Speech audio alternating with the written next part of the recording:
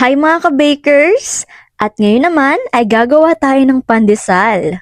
Ito nga pala yung mga ingredients na kakailanganin natin at simulan na natin. Maglalagay tayo ng 600 grams na tubig, evap milk na 200 grams, 40 grams asin, asukal 500 grams na may kasamang yeast na 20 grams, magkakasamang oil na 100 grams, margarine na 100 grams at butter na 100 grams. Haluin natin ito hanggang sa matunaw na ang asin. Pagkatapos naman ito ay ilalagay na natin ng bread flour na 2 kilos. Papaandarin na natin ng mixer at hayaan natin itong gumana hanggang sa makuha na natin yung texture o consistency na gusto natin.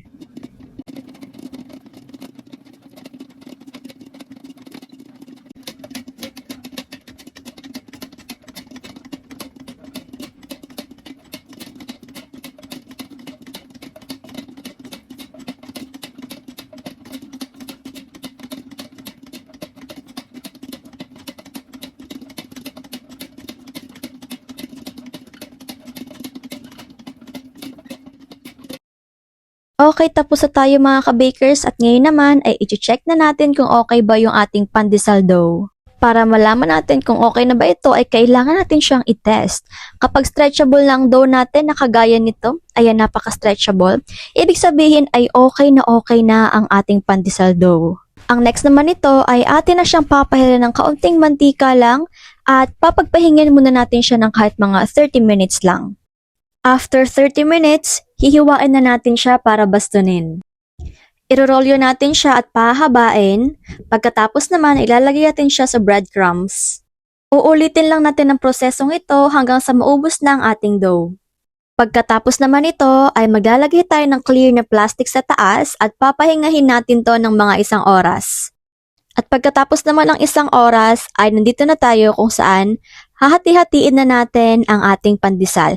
Ang size naman ng pandesal natin ay nakabase lang din naman sa kung anong size ang gusto natin. For example, kagaya nito, hinati natin siya ng mga sakto lang ang timbang.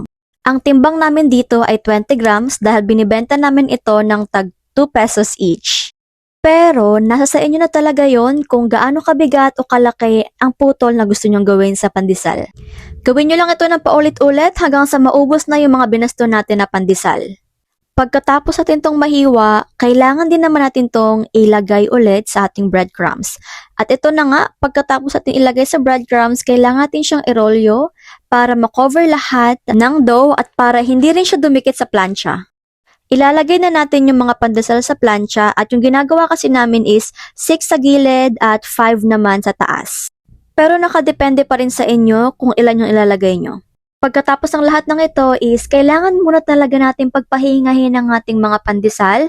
Ang ginagawa kasi namin is gumagawa kami ng pandesal sa hapon at niluluto na namin siya ng mga alas 5 o kaya naman alas 4 ng madaling araw. Ilalagay na natin siya sa oven.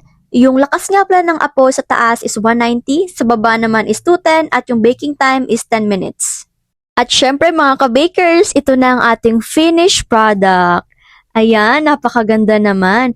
Alam nyo ba na ang crunchy niya sa labas pero ang lambot at ang soft niya sa loob?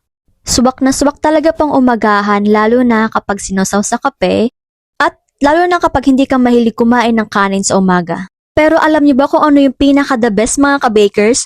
Yun ay, pwede talaga tong gawin pang negosyo kahit saan. Basta may tao, naku, sigurado ako mabenta talaga to. Kaya ano pang hinihintay niyo mga ka-bakers? Gumawa na kayo nito at ibenta para na rin sa ikasasaya ng buong pamilya at na buong komunidad.